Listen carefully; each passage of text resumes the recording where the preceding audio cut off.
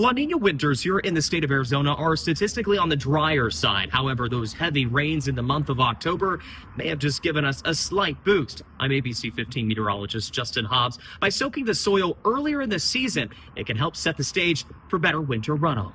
October delivered a soaking start to Arizona's water year, the third wettest on record in Phoenix. But while that rain was welcome, it's not what we rely on most to fill our reservoirs. By far, it's the winter season that's going to really drive how our water supply is being replenished year after year. But that early rain isn't wasted. It helps saturate the soil.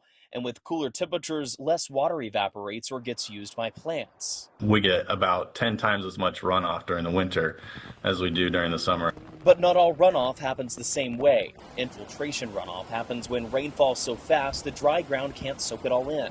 Saturation runoff happens when the soil is already soaked and new rain or snow melt flows right on top. The runoff that we observed during the October, just recent events, especially in the Verde, appeared to be more of an infiltration runoff. That added up to about 66,000 acre-feet of water, roughly enough to fill Saguaro Lake. Even so, reservoirs are only 55% full, lower than this time last year. Even then, we're still below what we would want to have for our soil. So some areas are looking good for the soil, and some areas are still dealing with a deficit for the soil. The rain that we just had really sets us up nicely as long as the rain continues to come. The challenge this year, La Nina, a pattern that often steers storms away from Arizona, bringing warmer, drier winters.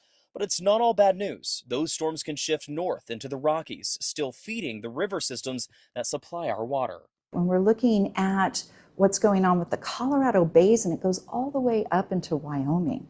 And so having that snowpack in Wyoming and Colorado, that's a good thing for ultimately coming into the Colorado River. While this winter could lean dry, that's not always the case. The 2022-23 La Nina season brought more than 115 inches of snow to Flagstaff. In Phoenix, Justin Hobbs, ABC 15 Arizona.